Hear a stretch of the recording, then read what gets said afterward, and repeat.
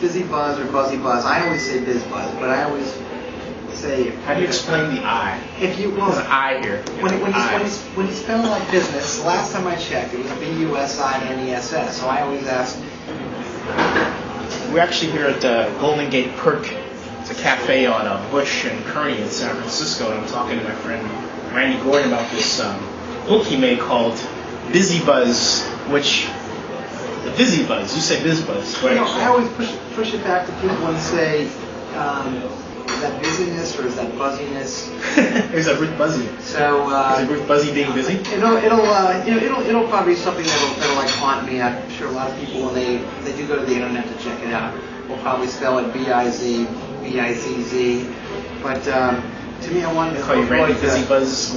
Well, I always wanted this book to pretty much like stand for business. So for me, it was the first 4 letters in business and the first 4 letters in buzzwords, because at the core, that's what it is. So why did you do this?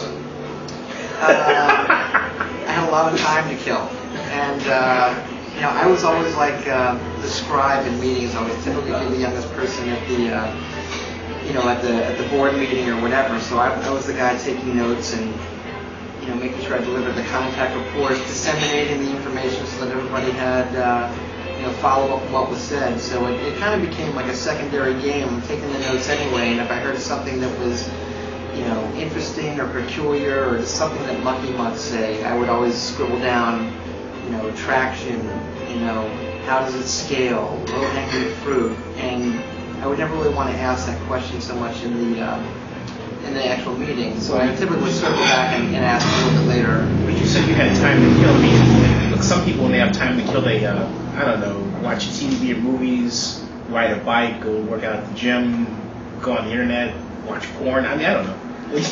You decided you're going to write a book. Well, figure of speech, time to kill. I mean, this book has a lot of just idiomatic expressions and stuff that pops up, on a day-to-day basis. I mean, whether you're working in marketing, advertising, you're on Wall Street, there's always going to be lingo around the office. So, and every industry pretty much has its own, code, so to speak. So, when I say time to kill, just figure of speech. I mean, I'm a hard worker, always have been, beyond the typical 9 to 5 daily grind. And, but you have a lot of time to kill because there's like 10,000 words in here. There's downloads, right around 10,000 words.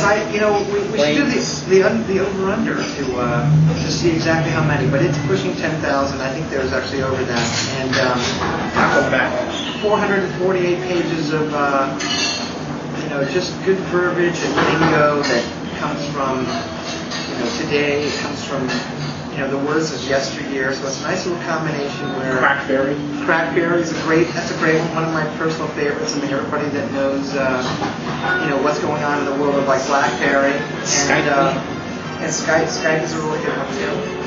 If you don't have your Skype number, how can you be in like Canada and take like your local calls if you have the San Francisco office? It's kind of like one of those Vonage things.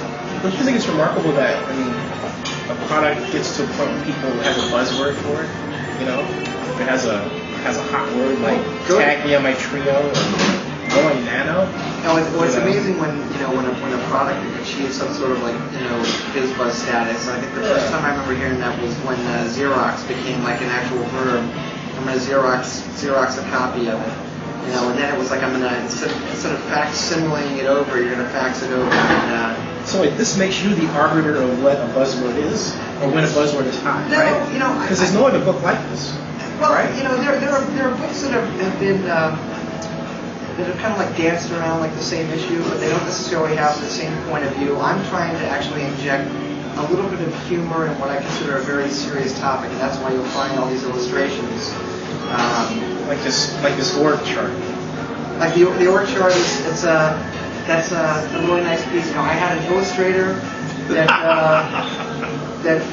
basically does storyboards for San Francisco ad agencies, and he was creating kind of a look and feel, what kind of happens around the water cooler. And a prime example of that is a show on TV, The Office. So this was just kind of like a Dilbert type version of what an org chart looks like in this day and age. And I think he did a nice job with it, and he pretty much peppers that all throughout the book. So you're seeing a bunch of lists of expressions, coupled with these illustrations, and I think that makes it that much easier to turn the page. You got pickup lines in here? Pickup lines. They are here? No. Let me go time. I'm gonna shut off the phone 1 second. We're calling for a timeout so that the cell phone doesn't mess us up. Okay, so you have pickup lines in there? Not so much pickup lines per se. There is a section in there called Booze, Beer, and Bar Talk. Because as we all know, Booze, Beer, and Bar Talk. Oh my God, I gotta find that. Yeah, Booze, so beer. there's a lot of business that happens, whether it's on the golf course or it happens in a tavern. I mean, everybody after work. I found it. Page 135. Page 135. We'll send everybody there. Talk. Yeah, there's a whole section on toasts.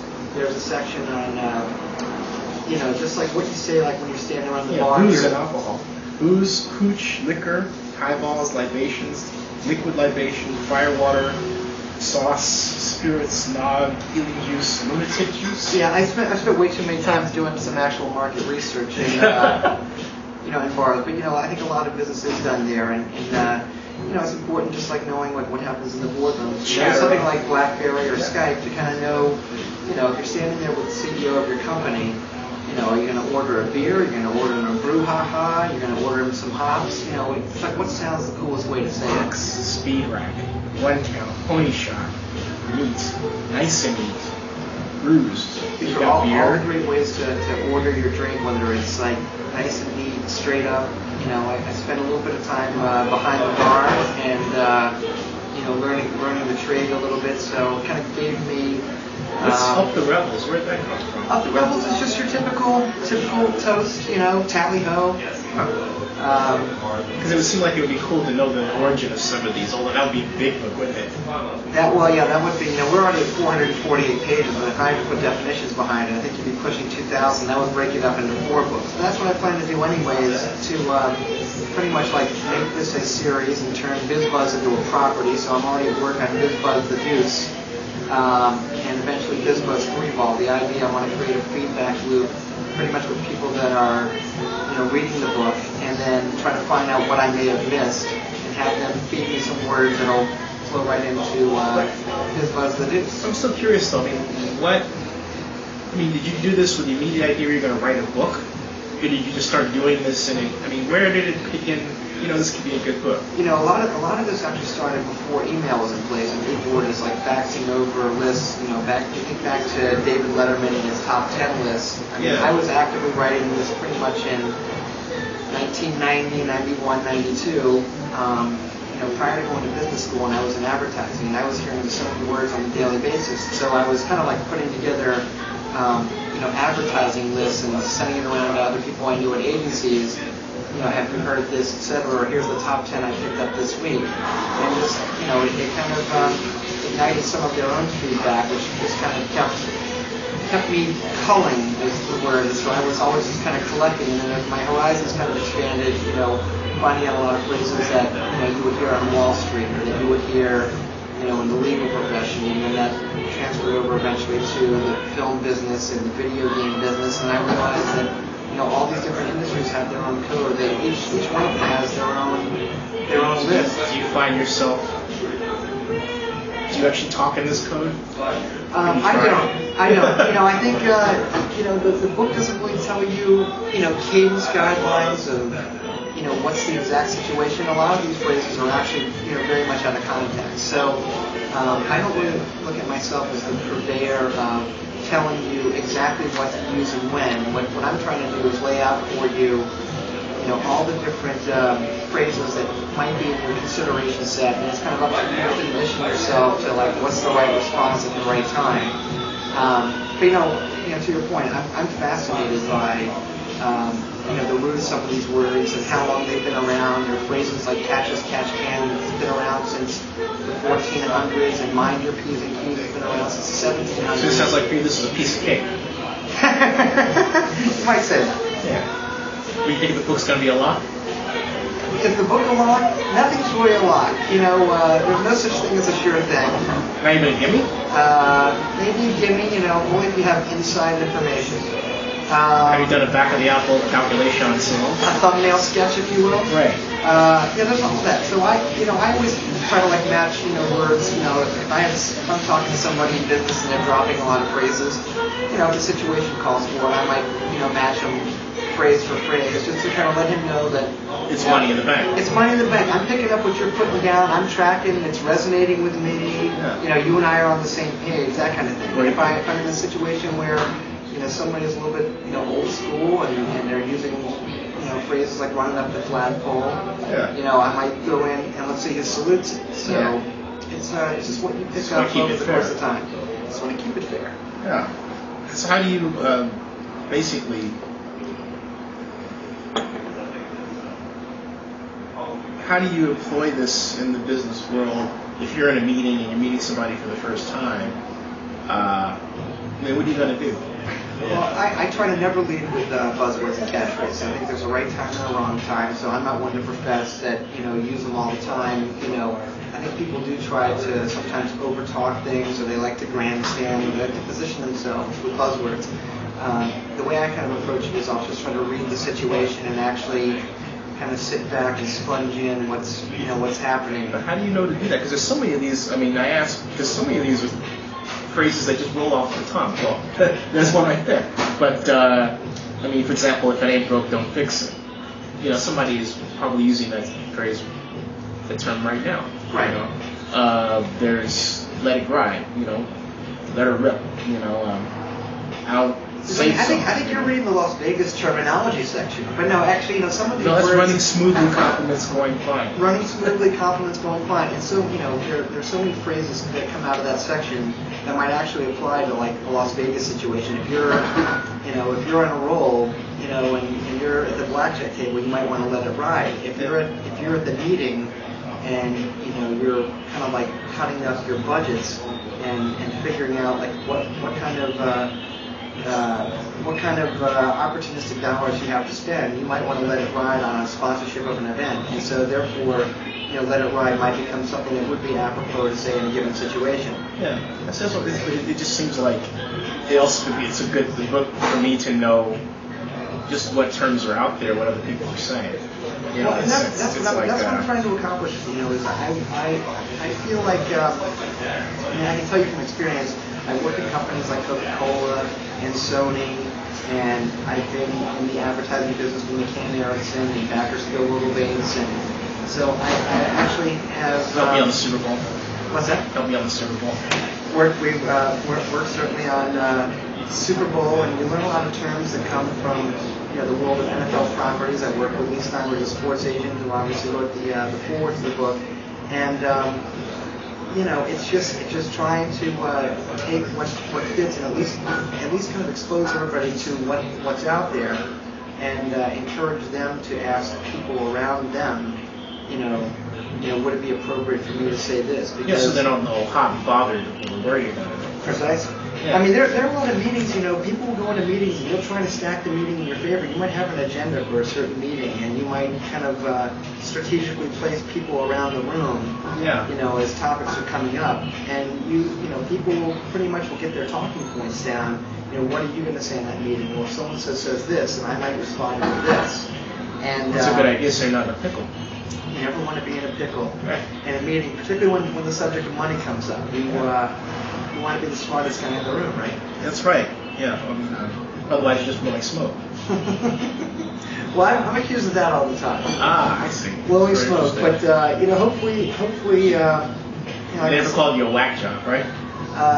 Whack job is a great sports negotiation terminology, and I think I might have actually heard that term used by Mark Sheen as the president on West Wing in an episode. But really? You'll see a lot of that stuff actually happen. In TV, I think writers, whether screenwriters and TV writers, are trying to put down, lingo that fits the situation, which makes it that much more, believable. But rather than having circular dialogue. Dialogue can be, moving all around the room, and ultimately you may never be able to cut to the chase and get down to business. So you're running out of fumes toward the end of writing this book? There's no doubt about that. I was burning the midnight oil, and I was trying to catch as catch can. trying to drink some wake-up juice, what other people might call coffee. Avoid bottlenecks at the same time. And just really being a night owl, because that's, when you are trying to push through and get to the finish line, when you're writing a book and you're just trying to get it across the goal line, any which way you can. Wait a minute, there's some Irish buzzwords here. It's like, I thought, it says I'm shag. I thought shag was to do the wild thing or something like that. Well, there are always different translations of people, are able to put forth, what the Brits say might be different than what the Irish folks might have to say. A good friend of mine from Dublin used to say that I'm shagged and knackered means that I'm just tired and I'm ready to take a nap. But as we all know from Austin Powers, get shagged can mean something else. I need to drop a bomb. That's funny. I never heard that. Well, no, I have heard. Well, but I didn't associate that with the Irish. Well, you're touching on one of my favorite sections is called Going Global, and the section introduction was written by Peter Moore, who pretty much is the chief Xbox officer over at Microsoft now. He used to be president of Sega Dreamcast right here in San Francisco. And he wrote a nice little piece that kind of deals with Cockney rhyming slang. He himself is actually fluent in Japanese. So really, does he have a Cockney accent? The parody is going to be, it's got a Cockney accent. He talks like this, yeah? He knows when they go into role, and he really knows some of the different dialects in Japan to be able to pronounce the words the correct way. But just the paradox of knowing, the British speak, what a Californian might say, and then what's the right phraseology, for the Japanese. Is there Californian dialect in here? The Californian did not make the Going Global section, although it is the land of fruits, nuts, and flakes. Oh, for sure. This is the granola state. Yeah. I mean, every Valley granola state, definitely. So, how did you find, construct change, way behind, keep ahead of the sheriff? Did people send you these ideas by email or something? Or? I pretty much have heard set memory presets. I've heard a lot of these phrases, from every medium of communication, whether it's on television, it's over the radio. We're in the mix. Being in the mix. I think there's a movie by that title. Yep. But there's so much of this lingo, just tracking shot. Peppers, just across, just like daily speak in the business world. And when you're by the water cooler, now you're above the line or below the line? I like thinking of myself as an above the line player. So typically that applies to your director, producer, and your grade A talent in the film business. Now, depending on the circumstance, I'm either above the line or I'm below the line. Well, it depends on the circumstance. Depends on what your what your cash situation is. Sometimes, I mean, you always have to watch your burn rate. Right. And pay attention to the social dynamic of gaming. Kind of protect your disposable income, so you can get it back in spades. Get it back in spades, and make ends meet, and live to fight another day. That's right. Absolutely. Fight on. That's a USC term. You can't say that. I'm a Cal guy. I understand that. That's wrong. That just completely wrecks my story arc. I don't, this always ends up happening in the interviews.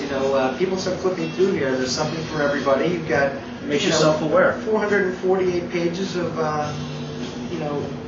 phrases that just kind of cut across. So tell us about you. I mean, where are you from? Who are you?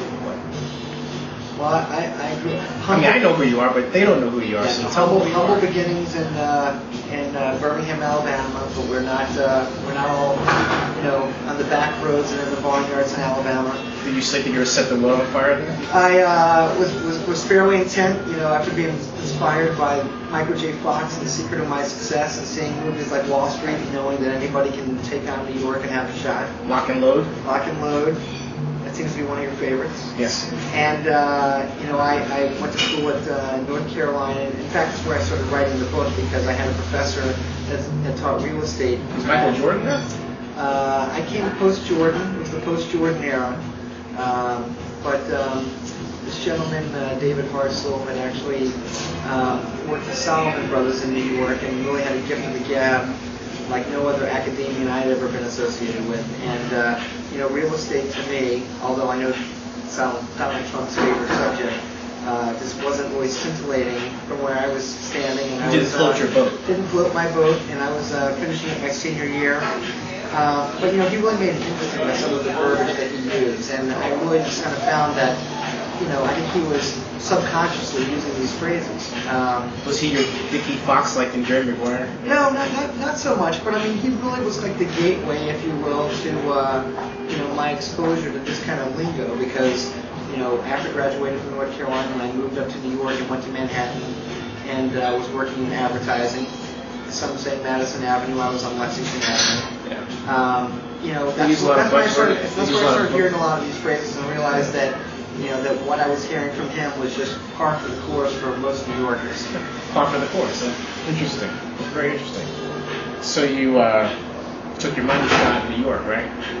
Well, money shot, that has different connotations. You need to be careful if you're a mixed company.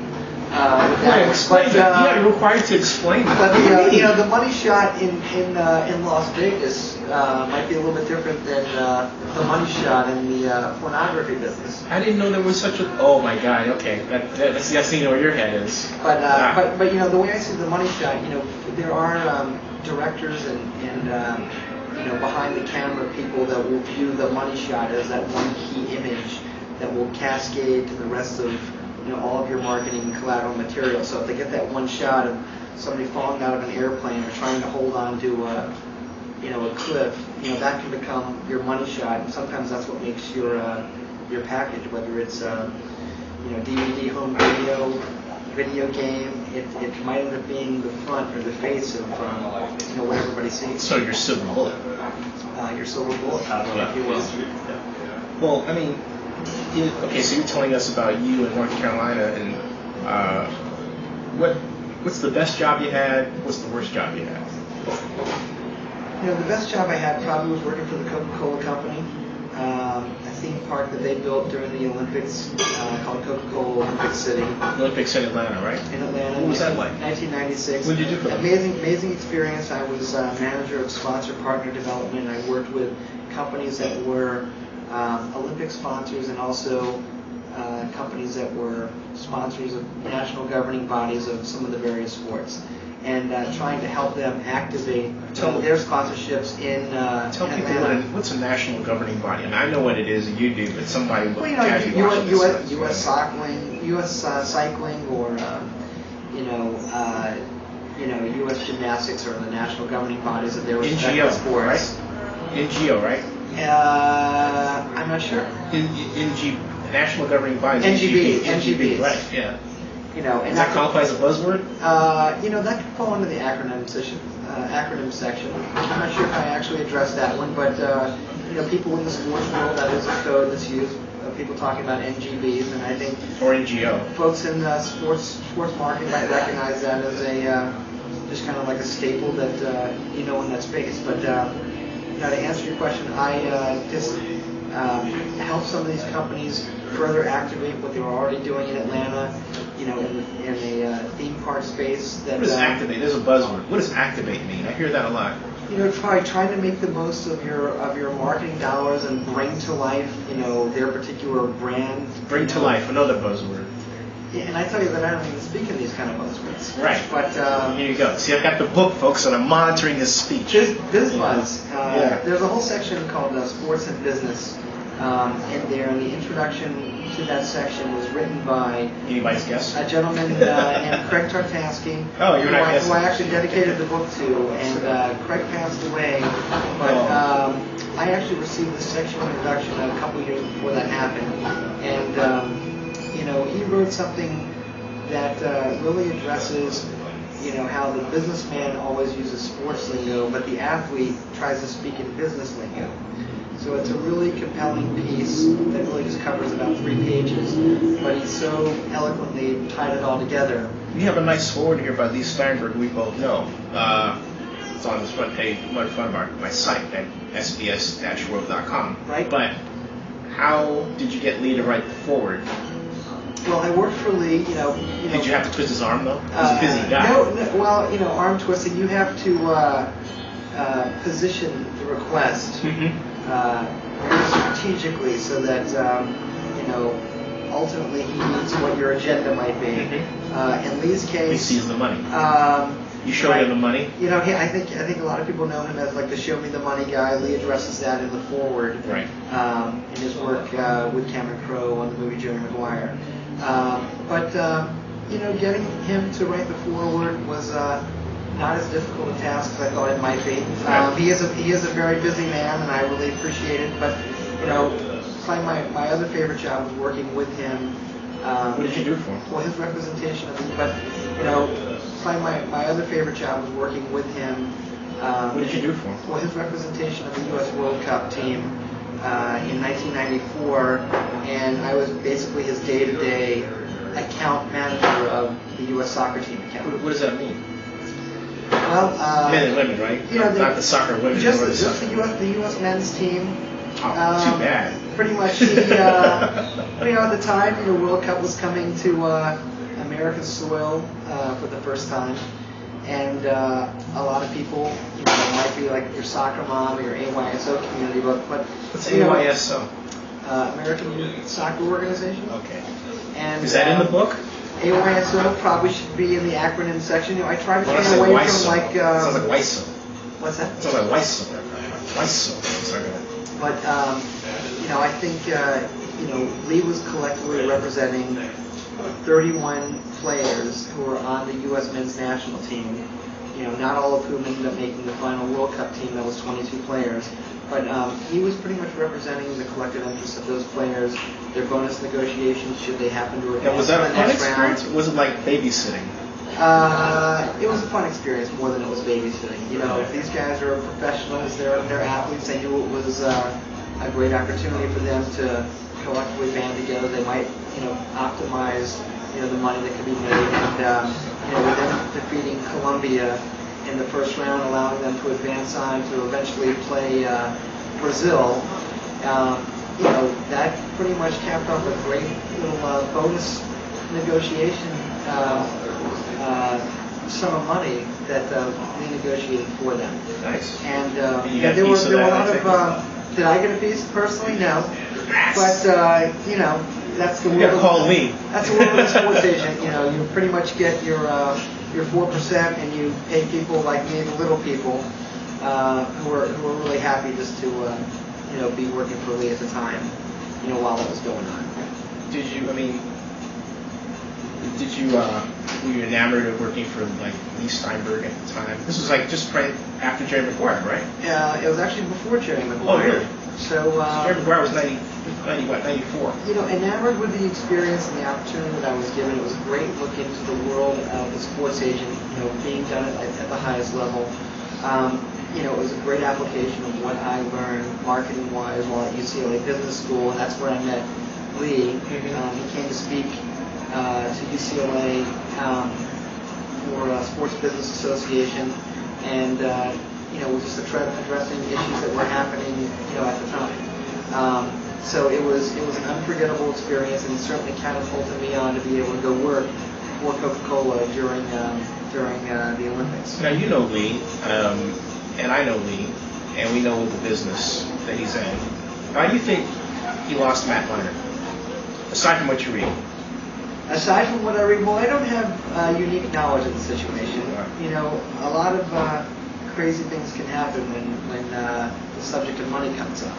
And, you know, as draft day draws near, and, you know, for Matt Leinart, you probably have multiple people talking in your ear, whether it's your family members, your friends, you know, or, you know, business colleagues. So, you know, it's interesting that the whole Jerry Maguire movie, you know, kind of played itself out in the fact that, you know, we lost, you know, Matt so close to the draft. But, you know, he's got a blue chip client list anyway, and he's constantly building that up. So I think there's a conspiracy against Lee. Here's why.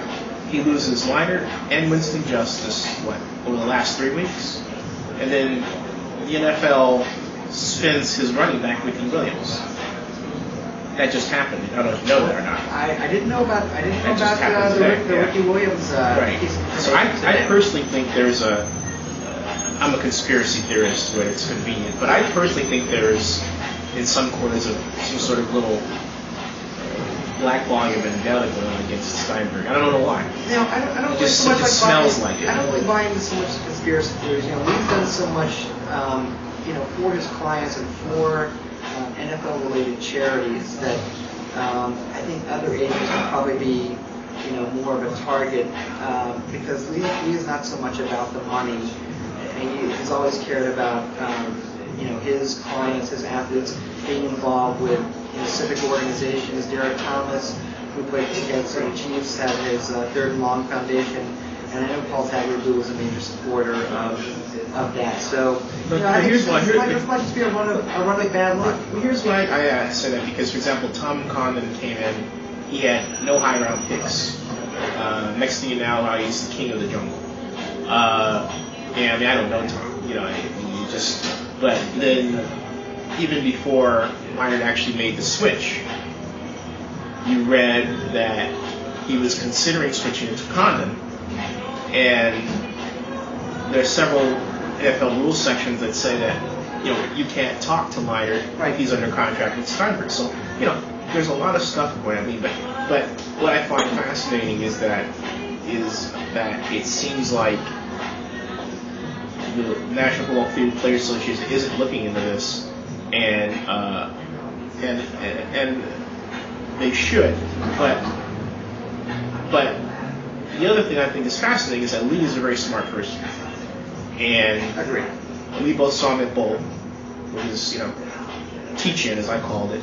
Right. And I think that he gives a lot of people information, they take it and they use it and they dump him. I mean, I think that's what they try to do. Well, certainly. I mean, he's one of the more knowledgeable agents in the space, if not the most. I certainly know that through Lee's representation of Troy Aikman, that Jerry Jones learned quite a bit, because that's when Jerry Jones was just taking ownership of the Cowboys. Right. And I know he and Lee had a very solid relationship, just in their professional dealings and their negotiations, even if they were contentious at times.